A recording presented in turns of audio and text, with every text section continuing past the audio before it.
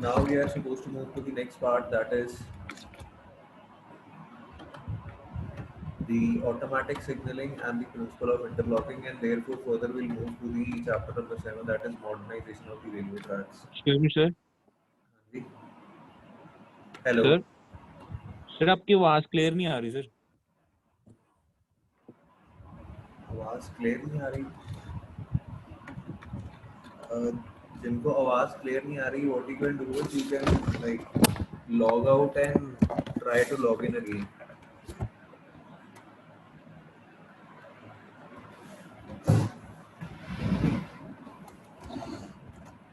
जिन बच्चों को आवाज क्लियर नहीं आ रही वो लॉग आउट कर सकते हैं और फिर से आप लॉग इन करें एक बारी, may be it will solve it. बाकी बच्चों को आवाज आ रही है?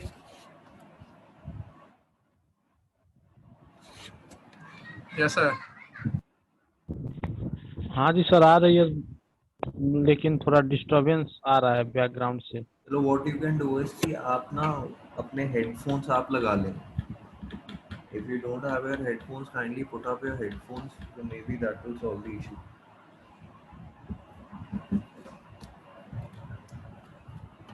So let us start.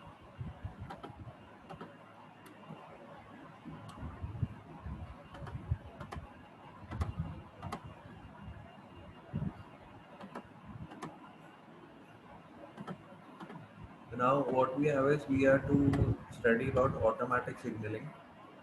Now what is automatic signaling is that on a particular railway track you will see such type of signals that have been installed adjacent to the railway track, and their functioning is automatic in nature. That is what we are supposed to study, that how it is automatic in nature. Okay, so what has been done is that on an कि एक जो आपका track है उस पे हल्का सा electric current छोड़ दिया जाता है, ठीक है, तो और उसको ब्लॉक्स में डिवाइड कर दिया जाता है, एंड ब्लॉक्स के एडजेसेंट आपका ना ऐसे सिग्नल लगा दिया जाता है. तो जैसे ही ट्रेन से सपोज ये ब्लॉक 1 में एंटर करी, ठीक है, तो there will be some interference in the electric current.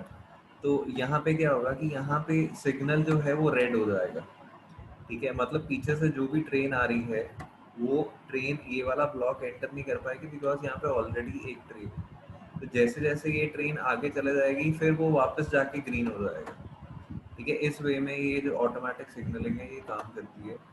Now this system avoids the possibility of the accident due to the negligence on the part of the human beings. There will be very less accident. The probability of the accidents will decrease as the human error they have completely nullified. It is completely automatic. Now the signals are actuated by the train themselves. अब signal activate कैसे होते हैं, जैसे ही कोई train, ठीक है, एक particular block section में एंटर करती है, ठीक है, तो वहाँ पे there is some interference in the electric current that is being passed on in the girders.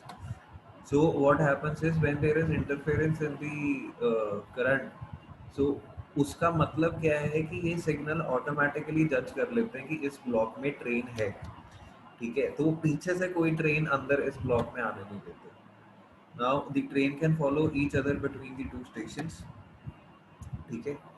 The sections between the two stations is divided into number of blocks. अब यहाँ पे वही बात हो गई कि एक जो आपका इलेक्ट्रिक ट्रैक है, जो आपकी गर्डर्स आपने बिछा रखे हैं, जो रेलवे ट्रैक है उसको आपने नंबर ऑफ ब्लॉक्स में आपने डिवाइड कर देना.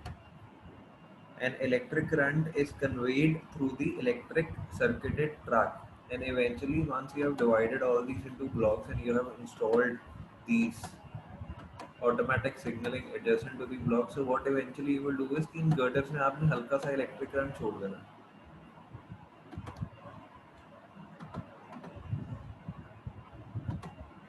So this is a diagram. Okay, you have divided it into number of blocks.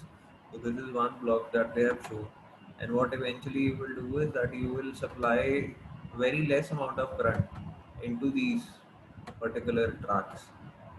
Okay, and whenever the train enters from behind to this particular section, so there will be some interference in the current, and that will automatically be represented into the signals that have been installed parallel or adjacent to the track.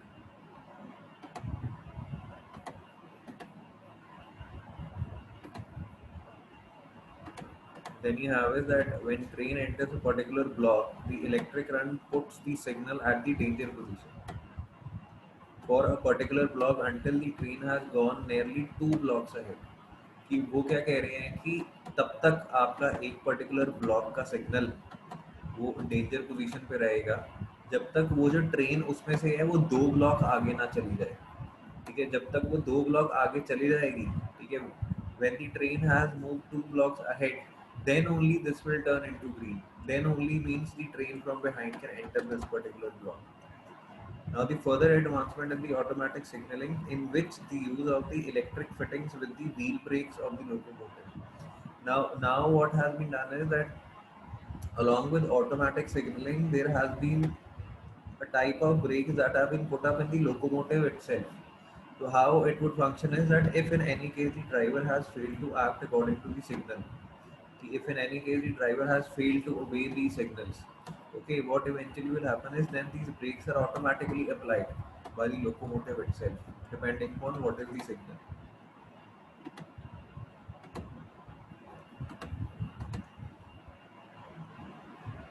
Then you have its characteristics of the automatic block system.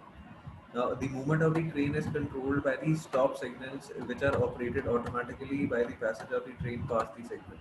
Okay, again, same thing. N number of blocks. You divide your track. Okay, and adjacent to every block, you install this automatic signal. Now, no automatic signal assumes off unless the line is clear. कि जब तक line clear नहीं होगी आपका जो automatic signal है वो of assume नहीं करेगा। ठीक है, अगर तो लाइन पे कोई ट्रेन है तो वो ऑन पोजीशन पे रहेगा, वो आगे किसी ट्रेन को जाने नहीं देगा। और वो ऑफ कब होगा? जब आपकी जो ट्रेन है उस ब्लॉक से 2 ब्लॉक आगे जा चुकी होगी। The line is track circuited throughout its length and divided into a series of automatic signaling sections or blocks. क्या है कि लाइन को ट्रैक सर्किटेड का क्या मतलब है कि very small amount of electric current is passed through these girders. That is what track circuited means.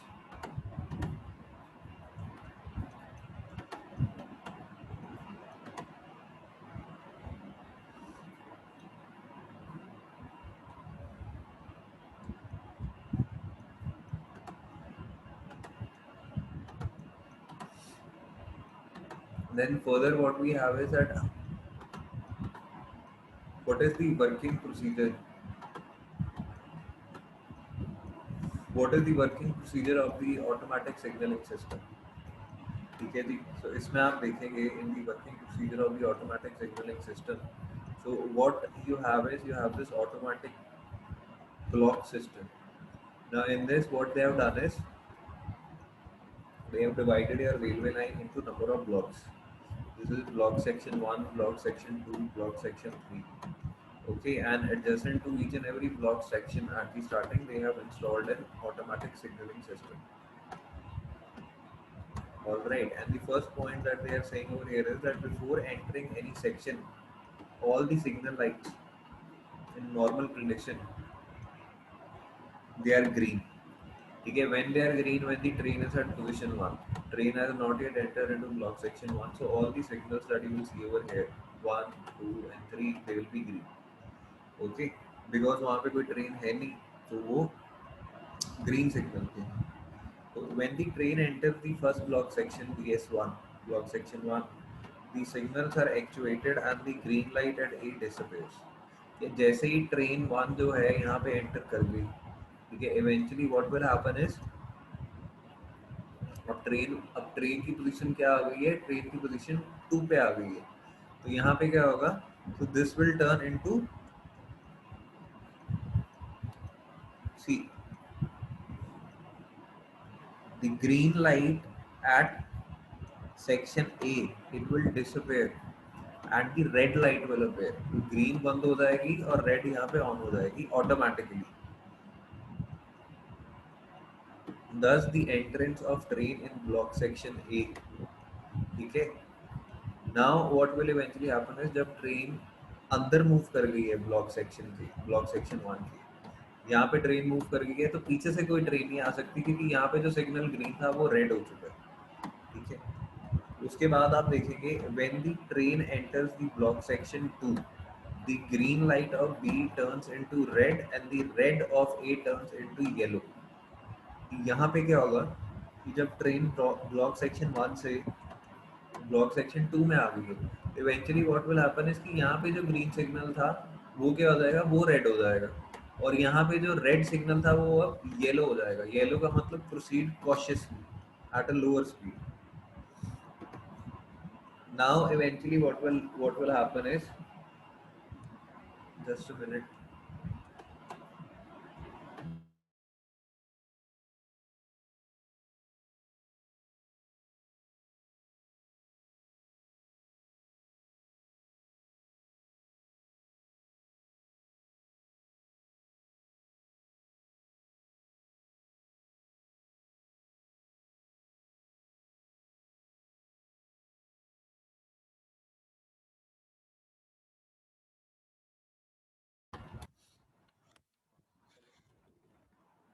तो अभी यहाँ पे आप देखेंगे कि what eventually will happen is कि अब हम पहुंच चुके, ट्रेन पहुंच चुकी सेक्शन 2 पे, ठीक है। अब जब ट्रेन सेक्शन 2 से सेक्शन 3 में चले जाएगी तो eventually what will happen is कि जो सेक्शन 3 में जो आपका ऑटोमेटिक सिग्नलिंग लगा है, ठीक है, जो पहले ग्रीन था अब वो क्या हो जाएगा, क्योंकि ट्रेन एंटर कर चुकी तब वो रेड हो जाएगा, ठीक है।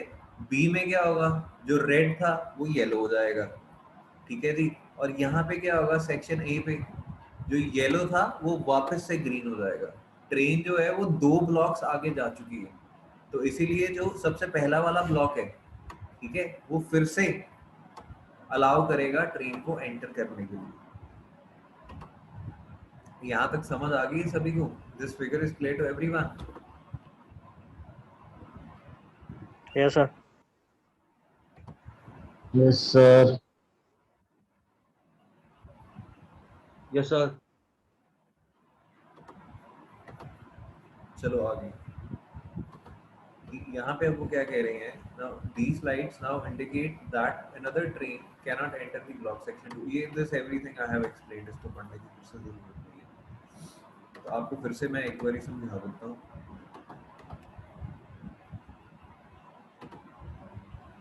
अभी इसमें क्या है कि your train track, your railway track has been divided into 3 sections, 1, 2 and 3। So when the position of the train is at point 1, तो so सारे के सारे सिग्नल्स जो होंगे वो ग्रीन होंगे। जैसे ही जो position of the train is at point 2, okay, what eventually will happen is कि the train has entered into section 1, तो यहाँ पे जो सिग्नल है वो रेड की जगह क्या हो जाएगा, सॉरी ग्रीन की जगह क्या हो जाएगा, वो रेड हो जाएगा, ठीक है। पीछे से कोई ट्रेन वो एंटर करने नहीं देगा, बाकी सारे के सारे सिग्नल्स ग्रीन रहेंगे। जैसे ही अब ट्रेन की पोजीशन 2 से 3 में हो गई, the train has entered into section 2, तो यहाँ पे क्या होगा कि जो पहले सिग्नल आपका ग्रीन था अब वो रेड हो जाएगा, ठीक है। और जो पीछे आपका सिग्नल रेड था, ठीक है, पीछे से अलाउ नहीं कर रहा था ट्रेन को आने को, वो येलो हो जाएगा। अब यहाँ से अगर आप देखें कि जो आपकी ट्रेन सेक्शन 3 में जब एंटर कर जाएगी, ठीक है, यहाँ पे एंटर कर जाएगी, तो यहाँ पे जो ग्रीन सिग्नल था वो क्या हो जाएगा, वो रेड हो जाएगा। बी पे क्या होगा, जो आपका रेड था वो येलो हो जाएगा, और ए पे क्या होगा कि जो आपका येलो था that will again turn into green. It will again allow the train to enter into section 1।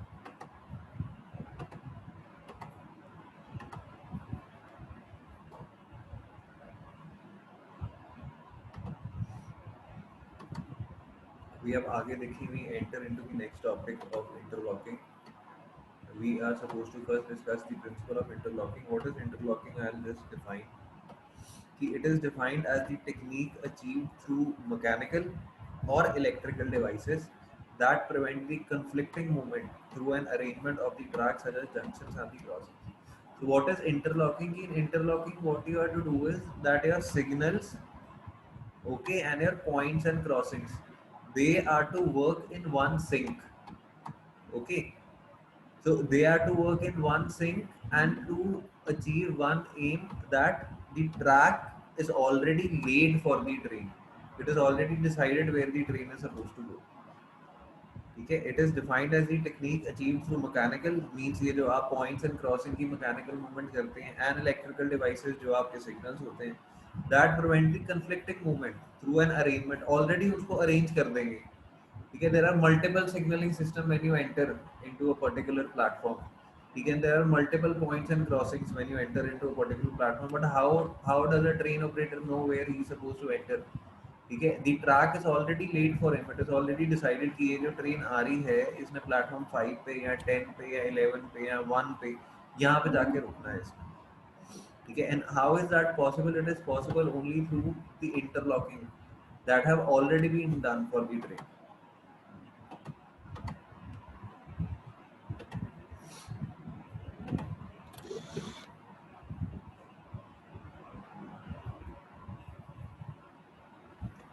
तो अभी आप यहाँ पे देखेंगे, यहाँ पे नेक्स्ट आपका जो पॉइंट आ जाता है वो आ जाता है what is the necessity and what is the functions of interlocking.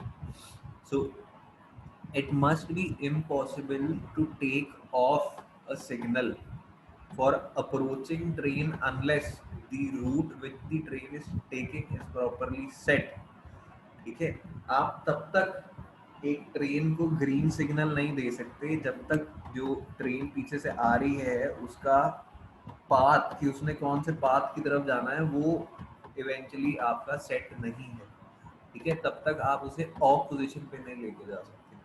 Means that the points must be set and each facing point logged so that it finds the passage of the train. ठीक है, points and crossings वो बकायदा आपके set होने चाहिए. And at the same time it must be impossible to operate the points while the train is moving on. अब क्या है कि जब आपने फिक्स कर दिया तो ऐसा नहीं है कि जब ट्रेन ऊपर से जा रही है तो वो चेंज हो जाए, पॉइंट दूसरी साइड चला जाए. So you are to do what, that at the same time it should be impossible to operate the points while the train is moving upon it. Now फिर कह रहे हैं it must be impossible to take off position at one and the same time for two fixed signals which would lead to a conflicting movement. So the points and signals should be interlocked against such movements. अब क्या है कि आपने तब तक green signal नहीं देना, ठीक है, जब तक you see you have, we are talking about two fixed signals over here. ठीक है, वो कह रहे हैं it must be impossible to take off position at one and the same time for the two fixed signal which will lead to the conflicting movement. अब ये नहीं कि इधर से भी आपने ग्रीन दे दिया दूसरी साइड से भी ग्रीन दे दिया and then it becomes a conflicting movement on a particular track. Okay, तो अगर आपने एक साइड से ग्रीन दे रखा है, ठीक है, तो दूसरी साइड से आपका सिग्नल जो है वो रेड होना चाहिए.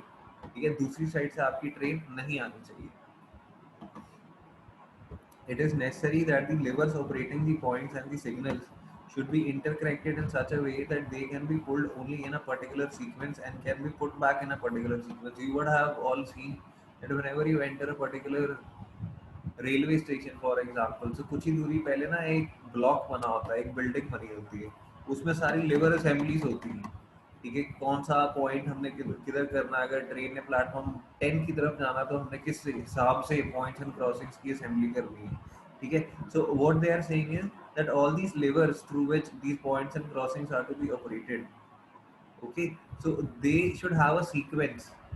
ठीक है, there should be a sequence in which you can pull the levers and the train will go to track number 10, and there will be a particular sequence in which you will pull the levers and the train will go to, say, suppose platform number 5.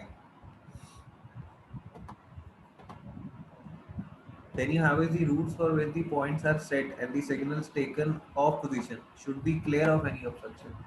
तो कह रहे हैं कि root जिसके points आपने already set कर दिए कि अब ट्रेन जो है प्लेटफॉर्म से सपोज 5 की तरफ जाएगी, ठीक है, एंड सिग्नल आपने ऑफ कर दिया है, ग्रीन पोजीशन दे दिया है. ठीक है, तो उसका मतलब क्या है कि देने का क्या मतलब है कि you have already check that whether your track is free from any obstruction और not. So it means that when your points are set and signals are taken to off position, your track should be clear of any obstruction.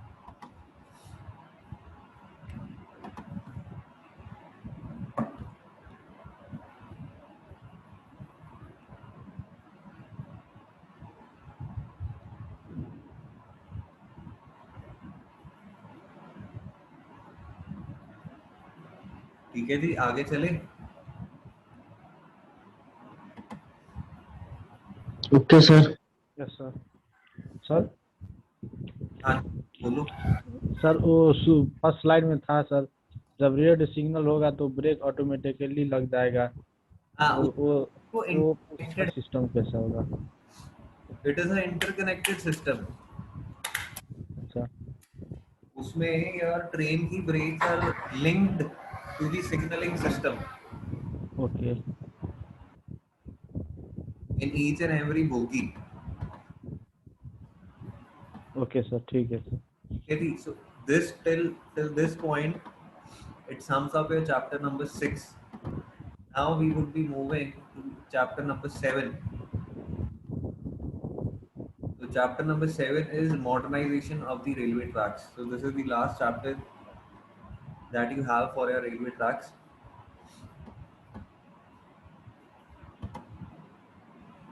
So in modernization, you have to study certain two new techniques that have been evolved. Okay, आपको basic technique तो पता ही है. What do you have? You are using such type of tracks. नीचे you have subgrade, over that you lay your blast, over that you lay your sleepers, and over that you lay your track. This is the conventional method that have been used. In this chapter, you will be studying a few new techniques that have been recently evolved that help you to achieve a very high speed.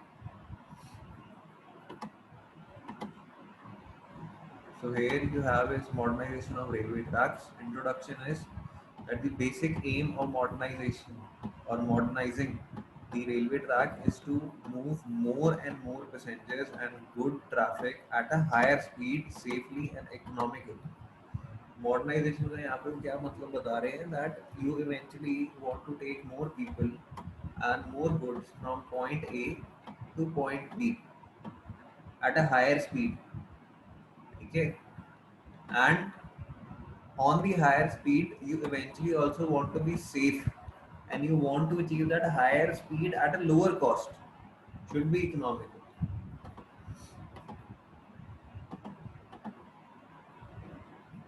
Then you have it, since last 30 years tremendous efforts have been made all over the world railways to develop the ways and the means of transporting more and heavy traffic at a high speed to compete with the road and the air transport. Okay, there have been a lot of efforts that have been made by the railways all over the world so that they can develop such means that they can have a comparison at least with the air transport. So this increasing demand for quicker transportation of more goods and passengers have given rise to the modern development trends like diesel and electric traction and high powered locomotives, automation in the train control and construction and maintenance of all these things that we are eventually developing.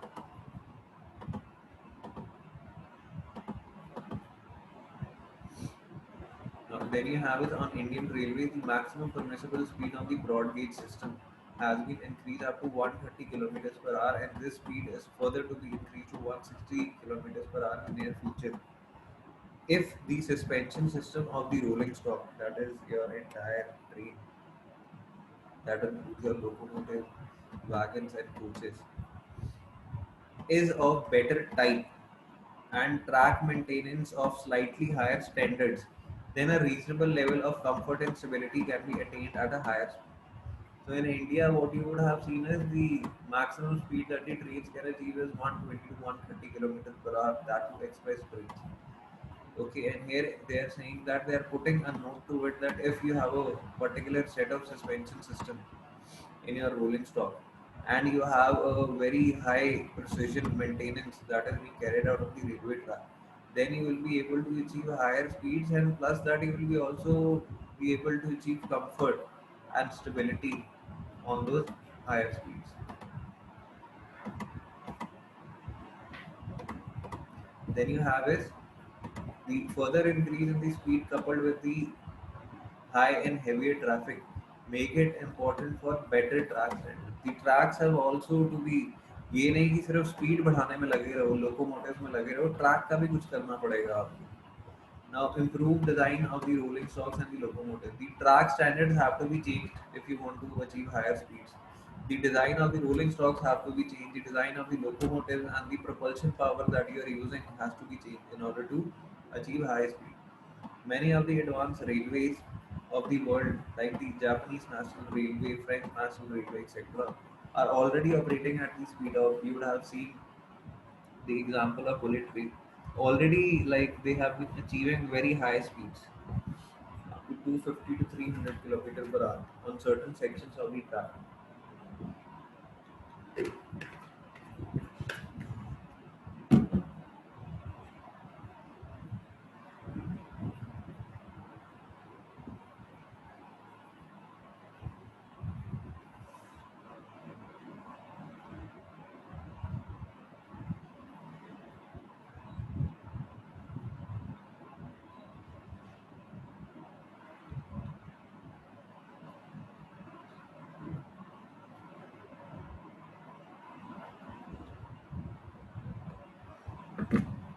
Okay, any problem so far?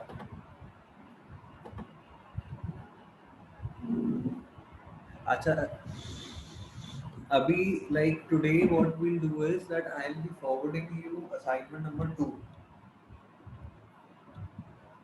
It would be put up on Google Classroom. Just let me know till what date can you submit your assignment number 2.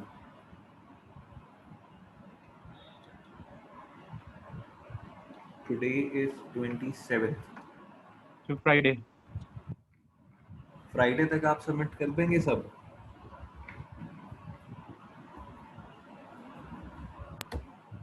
Ji sir. Yes, sir. Okay sir. Friday का हम time रख लेते हैं, ठीक है?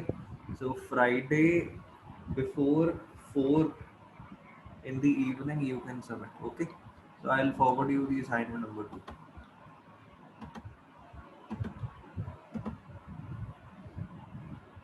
I hope everyone is taking preventive measures at their home.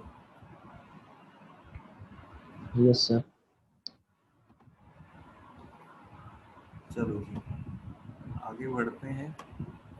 Now the maximum permissible speed on the trunk routes in India is 130 kilometers per hour. Now Indian Railways do not propose to construct any blastless track. However, this blastless track for high speed can be thought of for providing underground rapid transit system for the metropolis. You would have seen when you go to Delhi, for example, and when you travel by metro, you don't see blast over there. Okay, it is a blastless track that has been laid all throughout. Has anyone seen blast? Yes sir. Yes, sir. Delhi metro में आपने blast देखा है? नहीं उसमें नहीं होता है sir. Delhi Metro is a blastless track that has been laid. All the metros, in fact, you will see are blastless.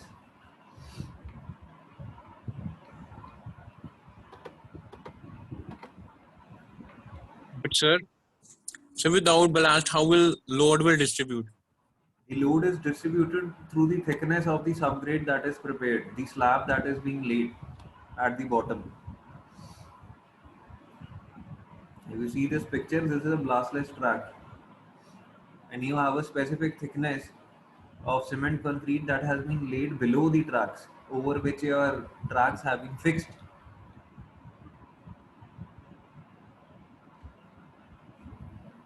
It will eventually become very difficult to have maintenance because most of the parts are going through the tunnels or are underground. So it will be very but sir blast की sir एक property होती है sir, shock वो मतलब absorb करता है sir. इसमें कैसे होता है वो सब? देखिए, इसमें भी इलास्टिक नेचर होता है. This is RCC that has been laid, reinforced cement concrete with some proportion of elasticity in it, because eventually the entire load is going into the soil.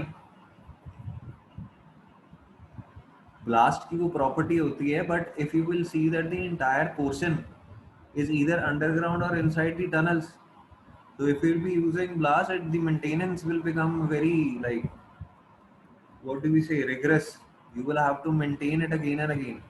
This is a one-time investment that has been put up in these tracks. They are high cost and low maintenance. The overall maintenance and the period of time for which these tracks will serve is much more than the tracks that have blast.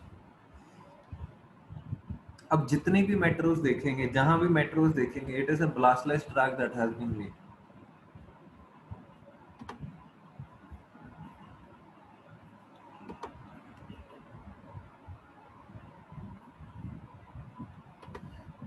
Then we come to high speed tracks. Now these are the tracks which allow the operation of the train at a speed of more than 120 km per hour. A track on which the trains are running at the permissible high speed is considered to be a high speed track. These are the speed limits. Now these are the requirement of today due to rapidly increase in the demand of transportation. You eventually want to have a certain amount of speed through which you'll be able to save certain amount of time and be productive, better productivity, better service to the customer, running heavy loads at a faster speed safely and economically is what eventually you want to achieve. And further, if you will see,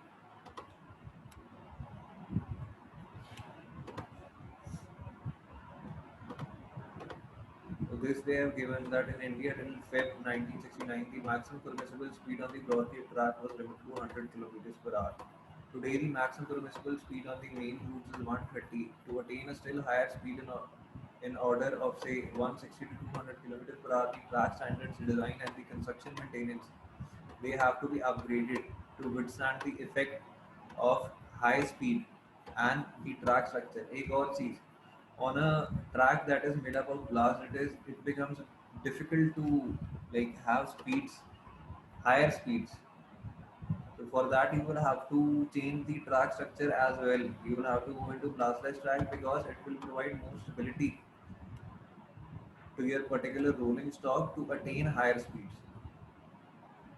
Now, the researches on the high-speed track have proved that the higher speed do not necessarily result in the increased deformation and the stresses in the track components, not making it important for the use of heavier track structure. तो ये आप points एक बारी पढ़ लें, then we move to the next slide.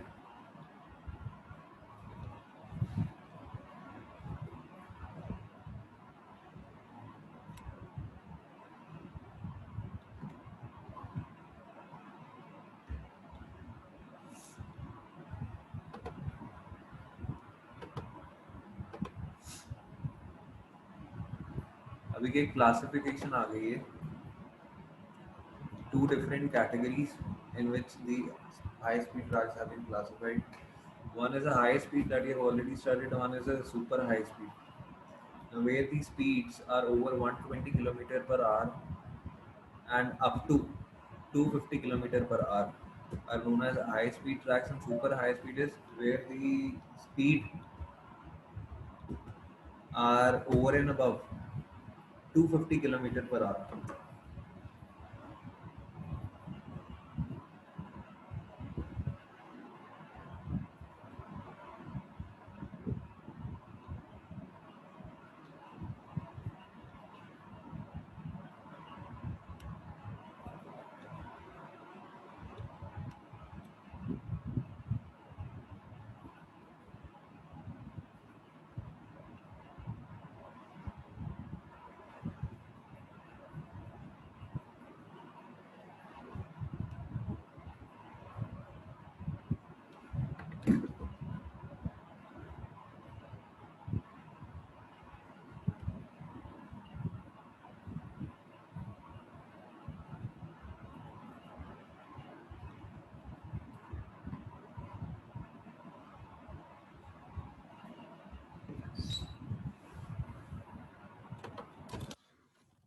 Then you have is factors which have significant bearing on the track performance that are to be given due consideration.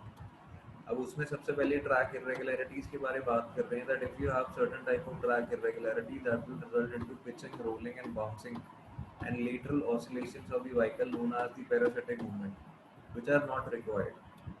Okay, that is why we have to invest heavily into track maintenance. so that such type of movements are avoided. Because if there are such type of movement due to track irregularities, they will eventually increase the probability of the train to come down from a particular track.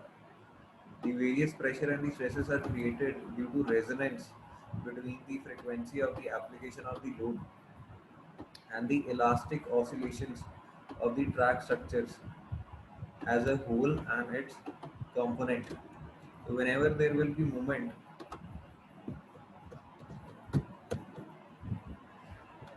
so whenever you see that whenever there will be movement of the train over the track, it may result into resonance, okay, between the frequency of the application of the load and the oscillations of the track structure, because your track structure is eventually made up of n number of components. That is eventually what you are supposed to take care of.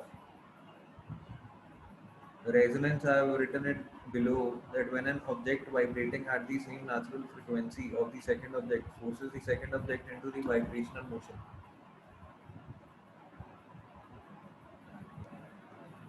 and it will eventually occur when the first object is vibrating at the frequency of the second object.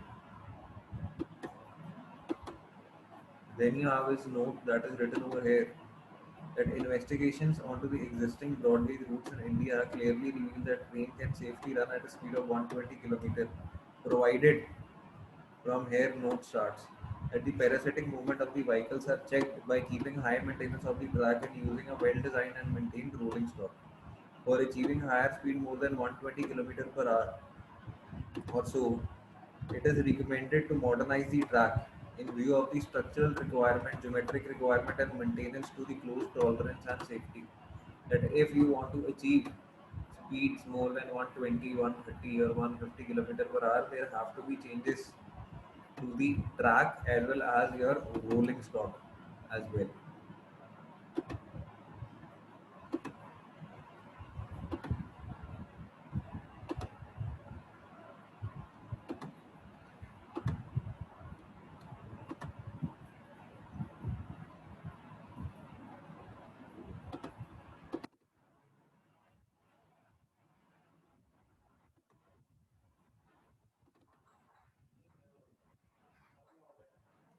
Lecture लग रहा है lecture लग रहा है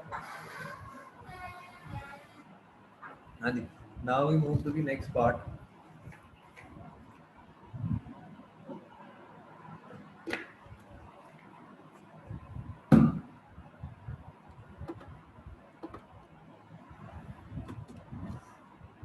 We are continuing with the same chapter. Are you able to see the screen? No, sir. No, sir.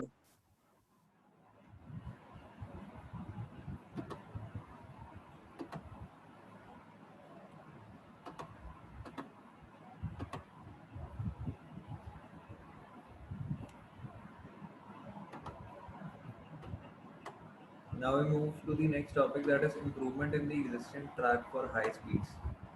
So for that, what you will have to improve is you will have to improve your track infrastructure, and signaling and overhead equipment also needs to be changed. So track infrastructure, it is one of the major places where the adoption of the new technology is needed. Mostly we use blasted tracks around the country, which has lower initial cost but the maintenance cost increases. So alternative to this is a blastless track that is proposed to be used for the high speed tracks. Then you have a signaling and overhead equipment. When you have tracks like that, it is good to invest in better signaling system and overhead wires for the higher speed. Now, introduction of the European Rail Traffic Management System, ERTMS. This initiative consists of a European train control system and a radio for a voice and data communication. It was first started back in late 1980s in Europe as a way to revolutionize the traditional signaling by replacing the side signals with a computer in the driver cab. So what they did was that the side signals were replaced by the computer in the driver cab to control the speed and the movement of the train. So all these trains were interconnected. The computer in the driver cabs were interconnected with each other. So they could communicate with each other and could avoid the probability of the accidents to occur, could reduce the probability of the accidents to occur.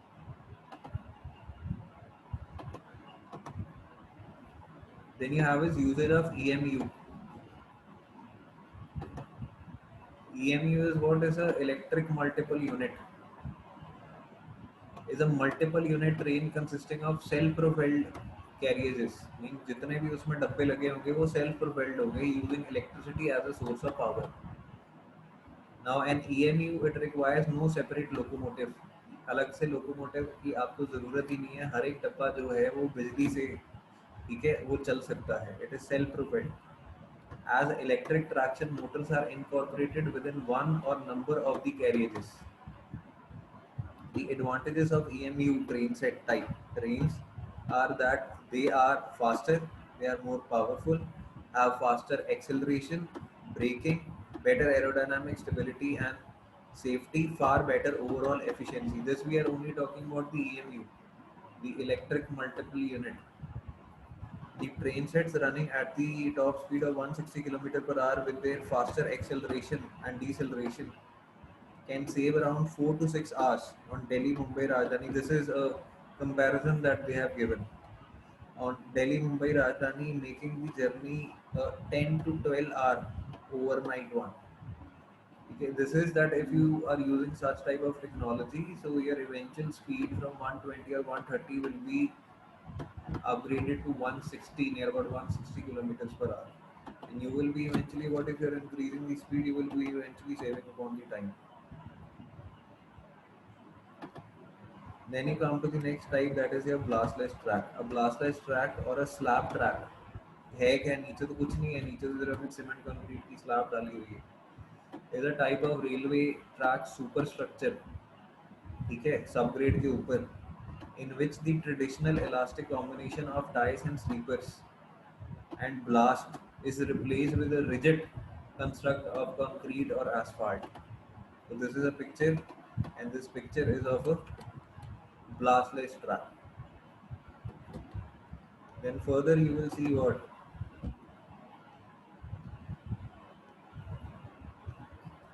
This is the substructure and the superstructure that they have denoted for a particular railway track. Okay, substructure is you have your subsoil, your natural ground, you have your subgrade. Okay, over that you have is a particular formation layer that you lay, and your subblast and blast and your sleepers and your rails are coming into the superstructure. So this is a particular formation that you see.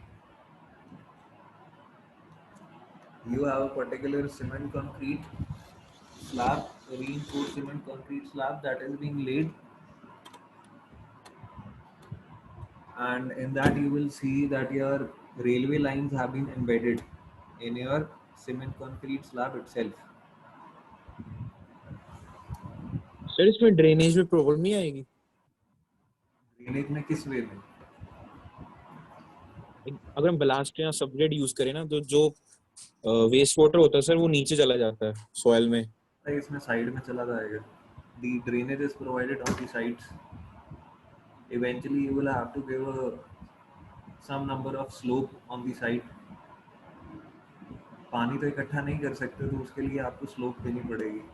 And eventually you will see that there is a difference, see, from which the water can go toward the side. Yeah. Lower level of That your is and the upper level of your concrete slab is not the same. आप देखेंगे ना, these blocks are just क्या कह रहे हैं? जो block है sir, जो ब्लॉक बने पड़े हैं ये आरसीसी के कंक्रीट के टाई ब्लॉक्स हैं जिनके ऊपर आपकी ये जो गर्डर है उनको एडजस्ट किया जाता है. And these okay. blocks are eventually you will see they are embedded while casting into the cement concrete slab. Okay. जैसे आपने स्टील और आयरन स्लीपर्स के बारे में पढ़ा था, ठीक है, उसमें आपके पास अलग अलग आयरन के पॉट्स थे, ठीक है, आयरन के स्लीपर से एक कोई कंप्लीट स्लीपर असेंबली नहीं थी, बट उसकी स्टेबिलिटी के लिए आप क्या करते थे, उसमें एक टायर रॉड डाल देते थे. ठीक है, यहाँ पे उन्होंने टायर रॉड नहीं डाली, यहाँ पे पूरी की पूरी स्लैब ही डाल दी उसकी स्टेबिलिटी के लिए। सर ये जो ब्लैक ब्लैक सा जो होल्ड कर रहा है ग्लोब को रेल के साथ, हाँ, ये ये कंक्रीट टाई ब्लॉक है ना। ओके कंक्रीट टाई ब्लॉक में असेंबली दे रखी है जो कि foot of your railway girder को वो होल्ड करके रखेगा, जो कि एक्चुअल आपकी वर्किंग है। ये भी स्टील का होता है। स्टील का होता है ये। ओके, जो बेस प्लेट होती है वो अलग होती है फिर। बेस प्लेट मतलब इसमें कई रेलवे में सर वो इसमें आपने सीधा आप देख सकते हैं कंक्रीट टाई ब्लॉक के ऊपर साइड में हिंजेस यूज करके उसे लगाया गया है। ठीक है sir.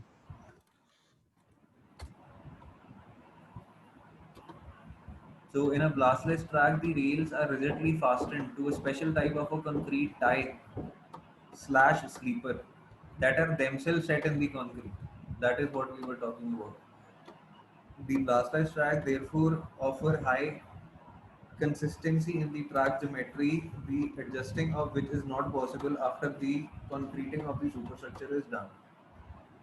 The elasticity of the blast in the traditional railway superstructure is replaced by the flexibility between either the rails and the concrete sleeper or the sleeper and the concrete slab. Yeah, I think someone was asking me, so this is the point for you. I think Tahir was asking. तो ये वो flexibility का point आ गया जो आप बात कर रहे थे. What are the advantages? Advantages first, they are written is reduced height. It is a high cost project, high investment, but the maintenance cost is very less. Lower maintenance requirement, hence higher availability of train operations. Section किसी भी section को आपको बार बार बंद नहीं करना पड़ेगा maintenance के लिए.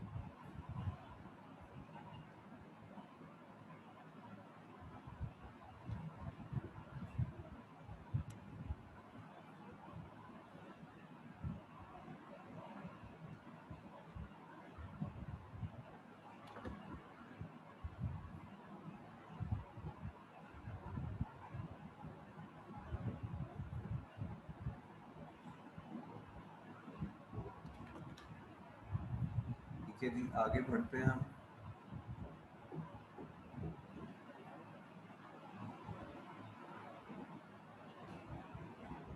Then you have is increased service life. Then you have is the requirement for the track to cause even less noise and vibration. ठीक है, ये एक तरह से इसका एडवांटेज है. There will be less noise and vibration on the track that is blastless.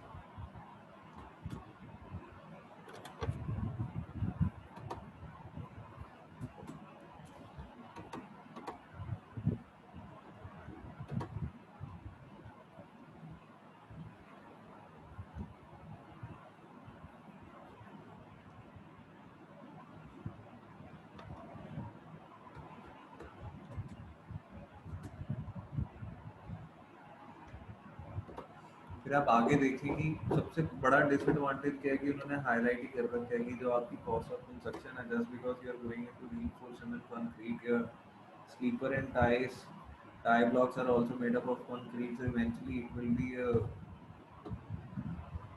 high cost construction. ठीक है, but the maintenance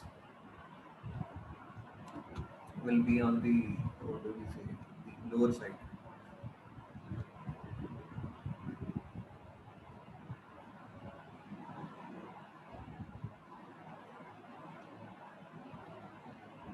उसके बाद वो कह रहे हैं that another disadvantage of a blastless track are impossibility of adjusting or correcting the track geometry once the concrete has been set.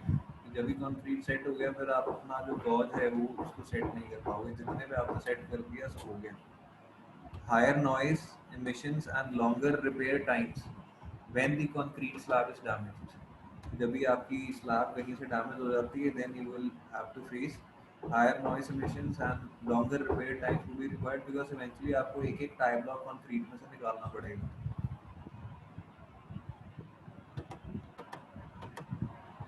Then you have is these TACV, this is track air cushioned vehicle.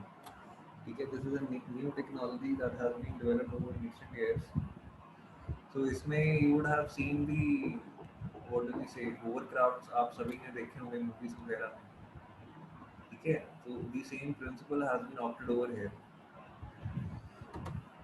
तो इसमें TACV is a type of high speed train that replaces the conventional steel wheels with the hovercraft lift pads. कि wheels खत्म कर दिए और उसको hovercraft lift pad से आपने चेंज कर दिया, and the conventional rail bed with the paved road like surface, और गर्डर्स हटा दिए और सिर्फ नीचे एक पेव्ड रोड है, known as the track or the guideway. The concept aims to eliminate the rolling resistance. क्या है कि जो फ्रिक्शन खत्म करने का इसका एम है कि it aims at eliminating the rolling resistance and allow a very high performance while also simplifying the infrastructure needs to lay new lines. तो ये आपको मैं यहाँ पे मैं समझा देता हूँ कि इसमें what eventually do you have is कि आप अगर देखें इसको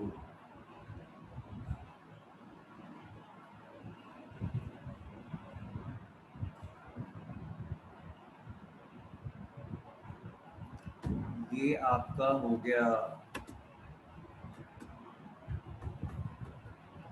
कि इसमें क्या है कि your wheels will be replaced by the hovercraft lift pads. अब क्योंकि आप व्हील्स को रिप्लेस कर रहे हैं होवरक्राफ्ट लिफ्ट पैड से, तो आपको गर्डर्स की जरूरत नहीं, आपको इंस्टेड आपको एक पेव्ड रोड की जरूरत होगी चाहे। और उसके बाद आप देखें कि the concept is what to eliminate the rolling resistance. When you move forward,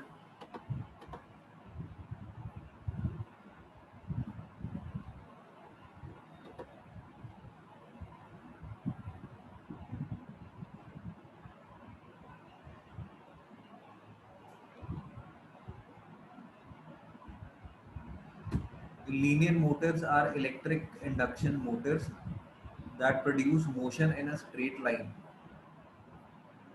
rather than the rotational motion, and in these traditional electric motors the rotors or rotating parts spin inside the stator. ये सारा उन्होंने principal mechanism explain किया हुआ that how it is supposed to move forward, ठीक है? अब क्या है कि normal motors में क्या है कि your aim is to get a rotary movement, ठीक है? बट इसमें क्या किया जाता है कि जो साइड वाला स्टेटर होता है उसे सर्कुलर ना बिछा के सीधा बिछा दिया जाता है, तो उसके ऊपर रोटरी मोशन हो जाती है आपकी। अब इसमें ये चीज़ है, ये अगर आप हल्का सा आप डायग्राम देखेंगे तो इससे आपको समझ आएगा कि ये TACV किस हिसाब से फंक्शन करती है।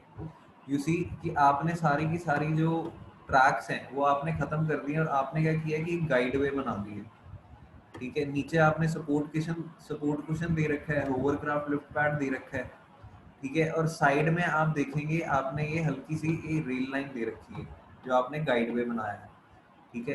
एंड जो अंदर इसका पावर कंडीशनिंग यूनिट है उसको आपने साइड से इलेक्ट्रिक सप्लाई दे रखी है, ठीक है? एंड यहाँ पे इलेक्ट्रिक इंडक्शन मोटर के हिसाब से, दिस लीनियर इंडक्शन मोटर के हिसाब से these are moving, okay, in the forward direction. Propulsion is being done downward so that the entire mechanism, the entire train is lifted in the upward direction. But the movement is done through linear induction motor. जैसे ही वो lift हो गया, अब उसने आगे भी तो move करना है, उसे आगे कैसे मूव करवाओगे, ठीक है? तो उसे आगे मूव कराने के लिए you are using linear induction motors.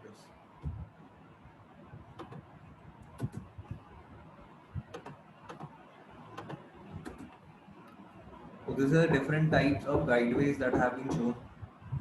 This is a guideway. This is the inverted T-type guideway that has been shown over here. Then you have as a L-type. On both sides you will have a formation of L over which your TACV compartment would be moving. Then you have as a U-type. Then you have as a box-type guideway over which your particular train TACV would be moving. Then advantages of TACV or an aero train. The desired super high speed can be attained. Now there is increased safety in case of aero trains. There are savings in driving power because of the light weight of the vehicle.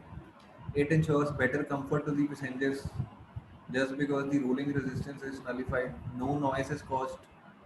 No vibration to the track due to rolling stock because आपने तो contact ही खत्म कर दिया.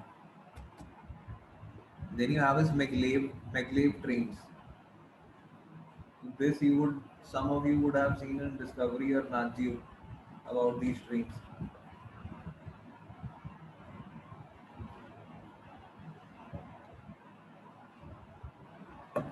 So what do we mean by maglev track? It is divided into magnetic plus levitation. So the entire, like the propulsion power is coming through the magnetic power. Now anything which may levitate is raise or float by means of magnetic power, is simply known as magnetic levitation. What is the basic principle of maglev tracks? You have three things that are involved when you are dealing with the functioning of maglev tracks. The maglev trains have to perform the following functions to operate in the higher speed. First is levitation, उन्हें उठना पड़ेगा, ठीक है, नीचे से उठना पड़ेगा. Then is propulsion, आगे की तरफ मूव करना पड़ेगा. एंड उसके बाद आपको लेटरल गाइडेंस भी चाहिए, साइड से गाइडेंस भी तो चाहिए, नहीं तो ट्रेन इधर उधर भी जा सकती है.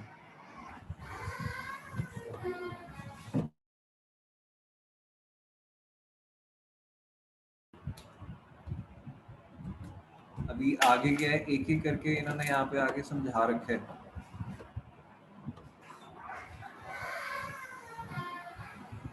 Magnetic levitation has been explained is what that it's just like this. You are moving your or lifting up your train. Wait for a minute.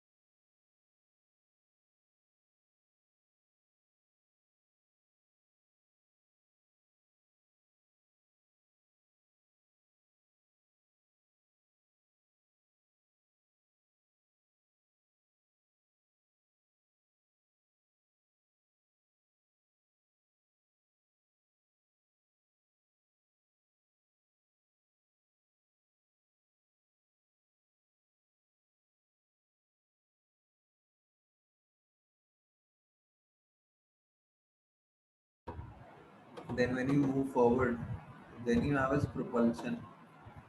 Now, how would propulsion be done?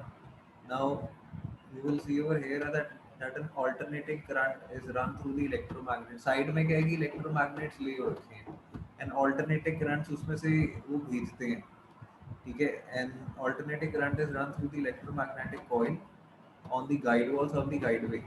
This creates the magnetic field that attracts and repels the superconducting magnets on the trains and propels the train forward. वो क्या polarity change करता रहता है, north south polarity change करता रहता है. And braking is accomplished by sending an alternating current in the reverse direction so that it is slowed by the attractive and the repulsive forces. To be more precise, if you will see that when you are sending alternating current, the polarity of your magnets will be constantly changing. So eventually when you want your train to propel or to move forward, so what will eventually happen is, यहाँ पे देखें, ये south और north attract करेगा, north north repel करेगा, ठीक है, फिर नॉर्थ साउथ अट्रैक्ट करेगा, साउथ साउथ रिपेल करेगा. So eventually when you are sending an alternating current, so every second the polarity is changing. So these it would be eventually moving in the forward direction.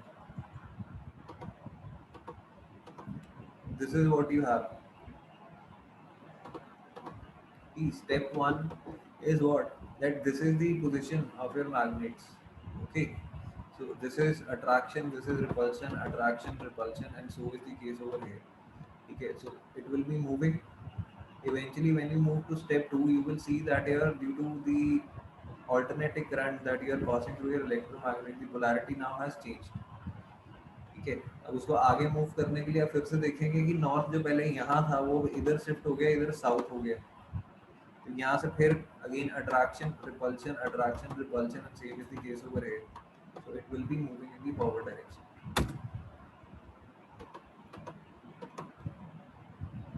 Okay, then further what you have is you have lateral guidance.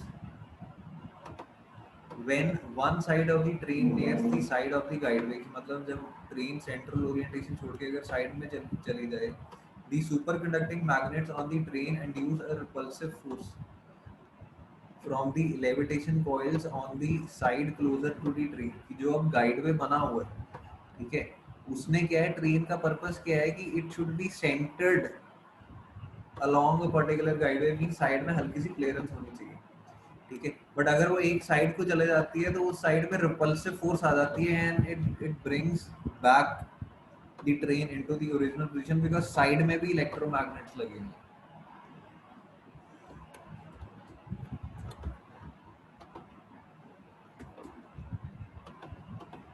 So this sums up your chapter of modernization of railway tracks. Now what you are left with is you are left only with the airport engineering. So you will see over here now you start off with your next section in transportation engineering 2, that is airport engineering. So in this what you have is you have 4 chapters that you are eventually supposed to cover. The first is a basic chapter that I will only leave it up to you to study. That is introduction to airport engineering. I will be dealing with this chapter now only.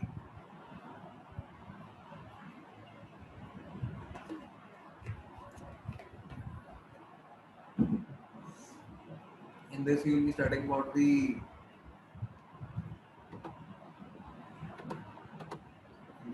air traffic scenario in India, the stages of development in various national and international organizations. This is a very basic chapter, entirely theory. Then you have is the airport planning. What are aircraft characteristics? What are the factors that you have to consider while selecting a particular site for an airport? The airport classification, general layout of an airport. What are zoning laws? What are imaginary surfaces? All these stuff you will be studying. Then you have is runway orientation and design. So this chapter is important because it will eventually contain some very important topics like Windrose diagram 1 and Windrose diagram 2, and also it will be containing some geometric design elements of the runway and the runway length. So there will be some numericals that will be coming up in this chapter, chapter number 10. Then you will have is the taxiway and the aircraft parking, and then last would be the visual aid that you will be dealing with. So step by step we'll be dealing with each and every chapter. And for starting, we'll be starting off with the first chapter of airport engineering, that is introduction to the airport engineering.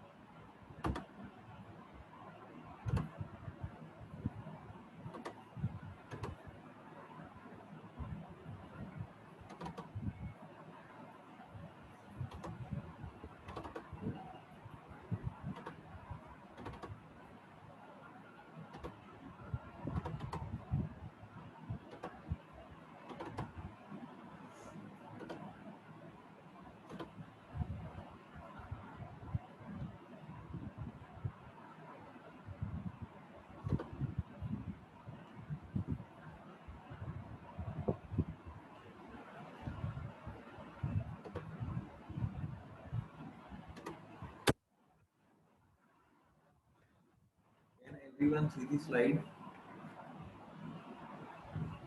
Yes, sir.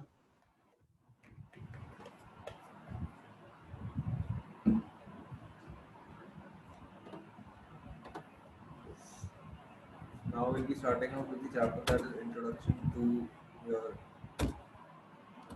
air transportation.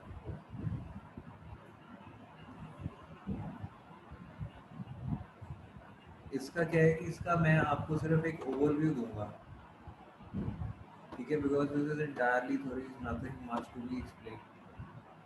So in introduction, what you have is the basic function of the air transport is to improve the accessibility in the inaccessible areas, because the transportation is to be carried out from point A to point B all throughout the country.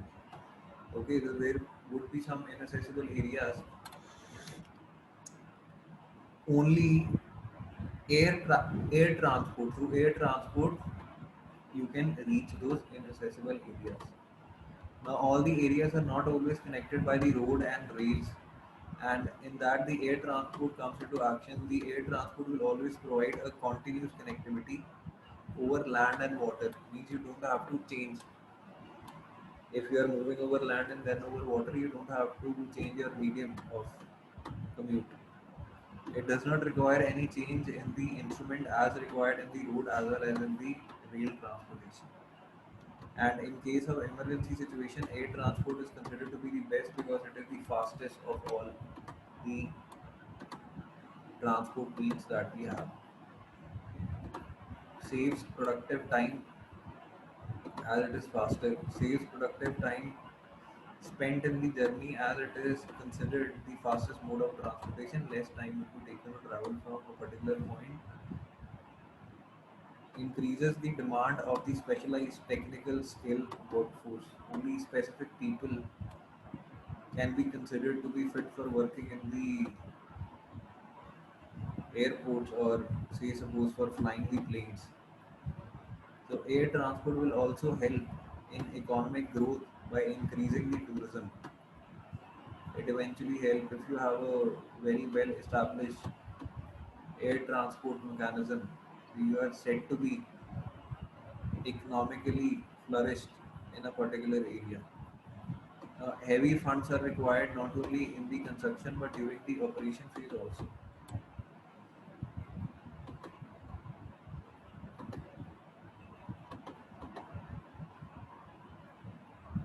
Then they have is operation of the air transport is totally dependent upon the weather conditions. It requires highly sophisticated machinery. Safety provisions are not adequate. Specific demarcation of the flight paths and the territories is essential. So like you have your road paths, you also have your flight paths that have been pre-decided. So a particular flight, if you are going from Amritsar to Delhi, is supposed to fly on a particular. It cannot have multiple routes.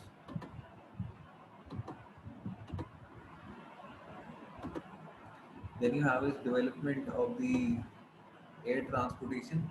This development part is the historical part. This I am leaving up to you. You will read it yourself. Okay, starting from 903. So this particular part of the slide you will be dealing yourself. You can study it out. This is the historical part starting from 1903 that has been given. Okay. Then we come to the various agencies that we have. The air transport agencies. You have the International Civil Aviation Organization, you have the Federal Aviation Administration (FAA), you have the Airport Authority of India, you have the Air Indian International Corporation,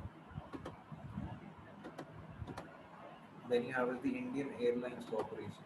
Starting off with the first, that is the International Civil Aviation Organization.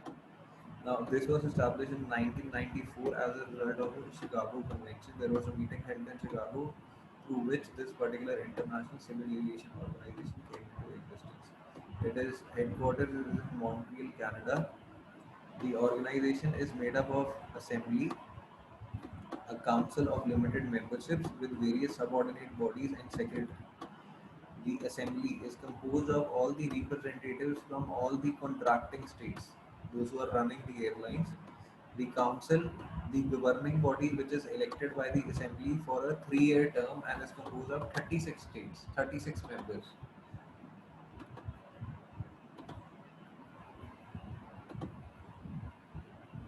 Then you have is the Air Transport Agency. It is headed by the Secretary General and is divided into 5 main divisions, and the divisions are as follows.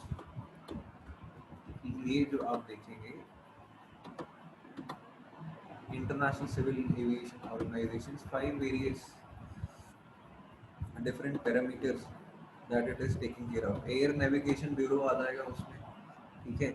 Air Transport Bureau, Technical Corporation Bureau, Legal Bureau, and Bureau of Administration and Services. That has been taken care of.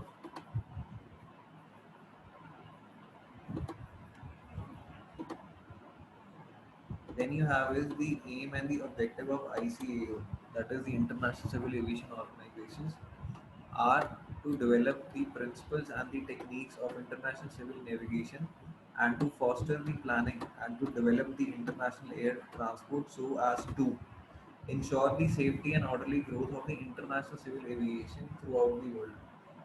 What is an international organization that will eventually be taking care of all the parameters related to the aviation on the international level. Encourage the art of the aircraft design and operation of the peaceful purposes and operation for the peaceful purposes. Encourage the development of the airways, airports, and the air navigation facilities for international civil aviation and meet the need of the people of the world for the safe, regular, efficient, and economic air transport. Function of international civil aviation organization.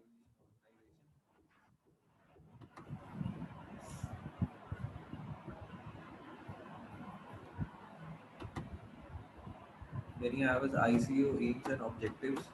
The economics has to be dealt and ensure that the right of the contracting state are fully respected. All those contracting states who are having airways in their particular country.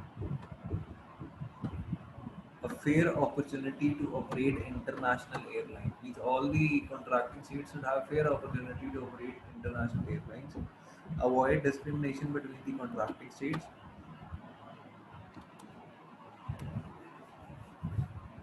Then you have is promote safety of the flights in the international air navigation, promote general and development of all aspects of international civil aeronautics. Means everything and anything related to international civil aviation, this particular organization is taking care of.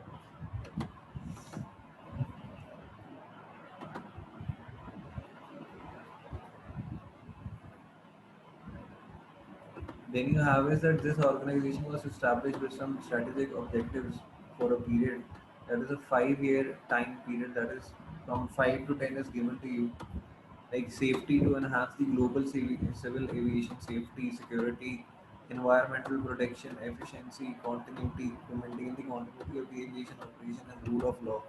That is to strengthen the law governing international civil aviation. And this is the entire theory stuff that you have to memorize. Then you have is FAA. FAA, that is Federal Aviation Administration,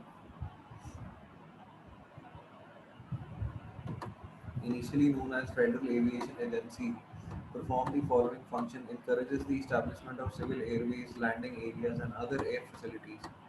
Now, it acquires and establishes, operates, and conducts research and development and maintain air navigation facilities along such airways. It makes provision for the control and the protection of the air traffic moving in the air commerce, provides for air traffic registration. It undertakes or supervise technical development work in the field of aeronautics and the development of aeronautic facilities. Means this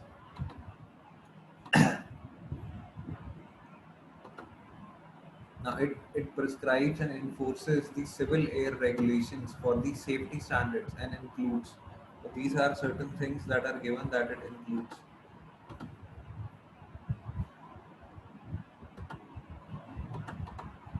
Then you have the Airport Authority of India when it came into existence 1st April 1995 by merging two agencies which were working at the point of time at national and international level.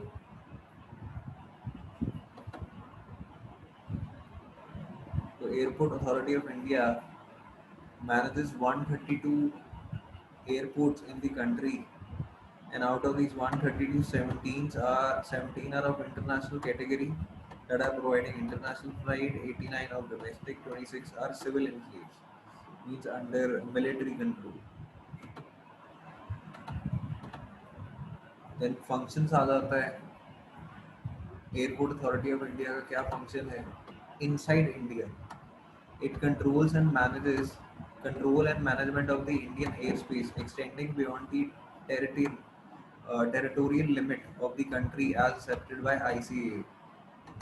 Okay, it is operating all the airlines as per the guidelines given by ICAO inside India and whatever territorial limit ICAO has setup for Airport Authority of India.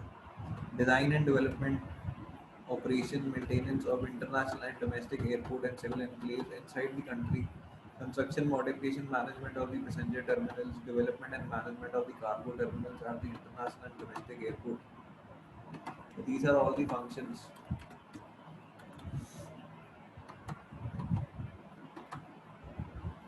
Then you have is this, you can read it out yourself. Director General of Civil Aviation.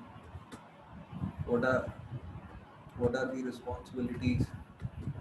Then you have is Indian Airline Corporation when it came into existence. Then you have is Air India Corporation. So these are all the agencies that are given to you. Now you next come to the next part, that is the airport classification.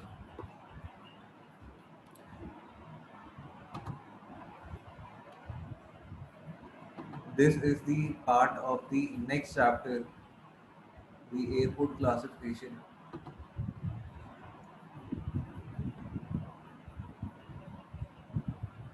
ये भी आप करवा देते हैं.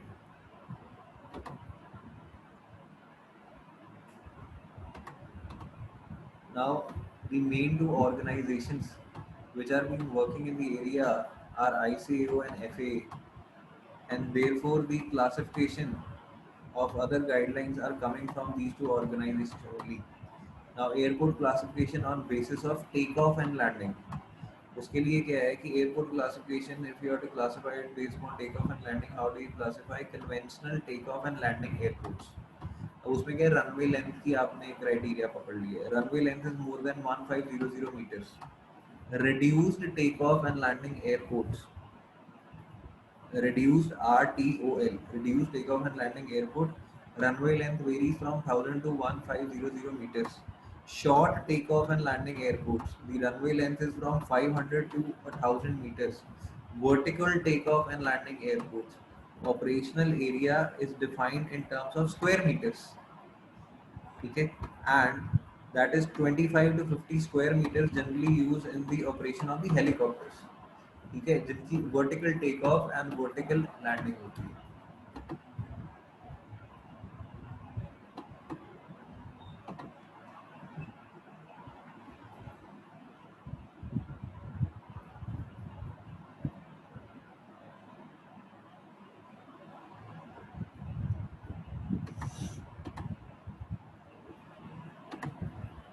Then you have is based upon the this weight.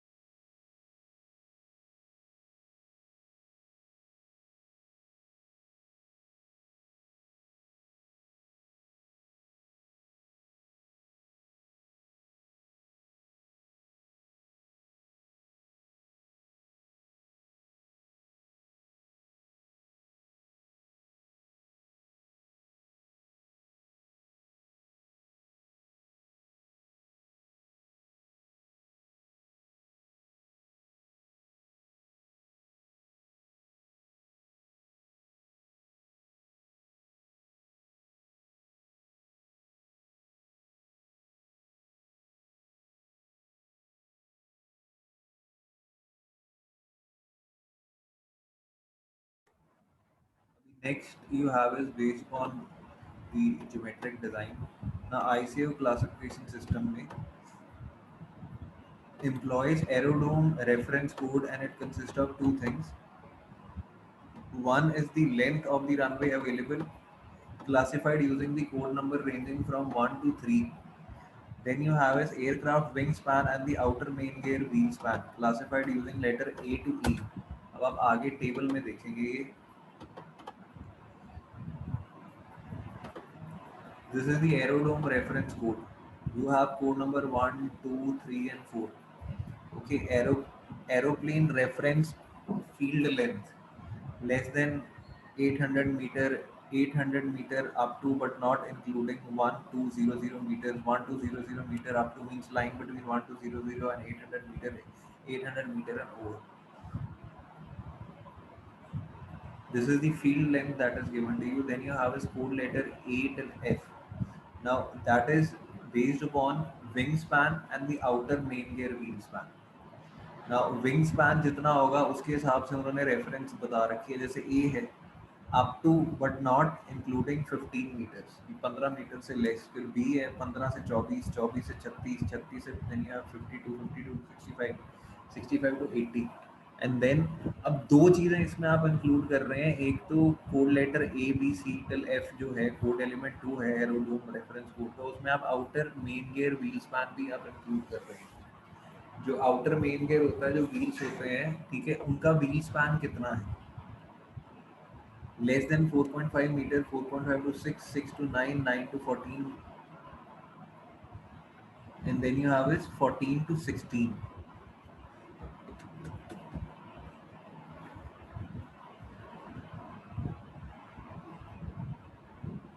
So this is what you have, the airport classification based upon the wingspan, okay, and based upon the outer wheel span.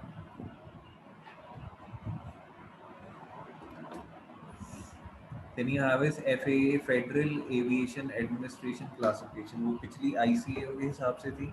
Now based upon the aircraft approach speed, the airports have been classified. Approach category A, B, C till E. Then you have is approach speed and knots is given to you less than 91, 91 to 120, 121 to 140, 141 to 165 and 166 or greater, where 1 knot is representing 1.9 kilometers per hour. Then is based upon the function. You have civil aviation, international, domestic and military aviation airports. Then you have is aerodrome, the airports in India. Based upon this, it is classified as international hubs. Okay, you will have international hubs, you will have regional hubs, domestic airports, you will have custom airports, civil enclaves, military control. Then you will have a specific air force aerodromes, air force के जो under आते हैं airports. International hubs होगी, hub means the location from where the connectivity to the different directions are provided. ठीक है, it is acting as a connecting medium. And in this category we include the airports which are currently classified as international airports and which are having the facility of the world class standard. Now at present these would cover only some of the international airports out of the 11 international airports like Mumbai, Chennai, Kolkata and Trivandrum. Then you have a regional hub is an airport serving traffic within a relatively small or a lightly where the traffic is very less or lightly populated geographical area. A regional airport usually does not have custom and immigration facilities to process the traffic because it is serving only very less population and in a particular region. The aircraft using these airports tend to be smaller business jet private aircrafts between the countries. Then you have is domestic airports divided into three categories: model, operational, and non-operational. Model would be that they have been developed in the way that they can be enumerated by the other airports which have been coming up in the neighboring areas in the region.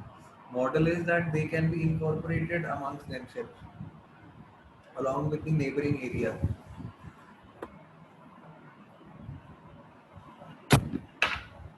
The airport that are being provided Indore, Nagpur, ठीक है, ये आपको examples दे रखी हैं. Then you have is operational. Anytime they can be operated without waiting for some modifications to be done at the locations. ठीक है, जैसे आपका अमृतसर एयरपोर्ट है. Now there is some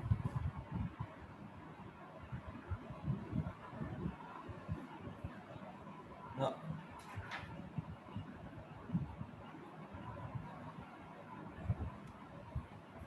ये आप पॉइंट आप ना एक्सक्लूड कर दें इसमें से सेकंड वाला. उसके बाद you will have is that they are stationed there and they maintain the facility, and as and when it is required, then these airport strips and airports are made operational. Now this would be by the Airport Authority of India. These are certain examples that are given to you. Then you have is non-operational airport, where the airports have been provided but they are being in such a condition so that they cannot be operated at any point of time. Okay, for that you will have to work upon them and you will have to make things clear, then only you will be able to have a particular flight takeoff. It requires some improvement in form of the upliftment, providing better facilities on the runway, taxiways and aprons, or maybe in controlling system being provided at the location. These are domestic airports. When you have custom airports, these are having the international tourist potential, and therefore they have to be slowly upgraded to that level. Means custom airport means where you have the facility for immigration and all the custom checks.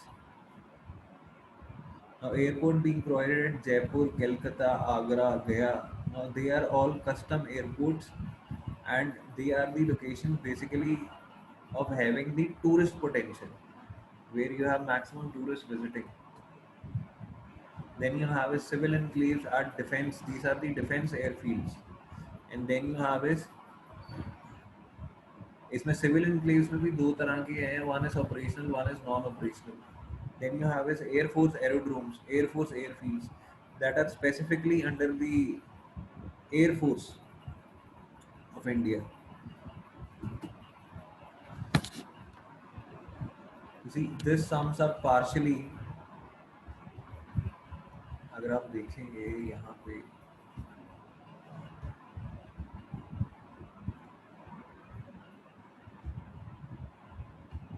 ये chapter number 8 is over and we have partially entered into the next part, that is part number 4.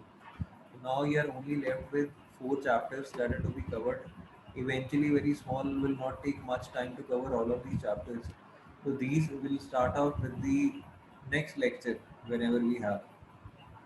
Okay, any problem anyone is having, I will circulate the assignment 2 today. That is to be submitted by Friday. Any other problem that anyone wants to ask?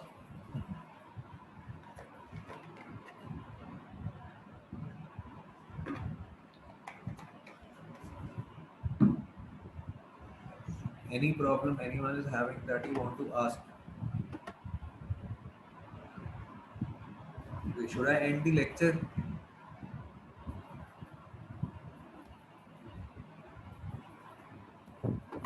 Yes, sir.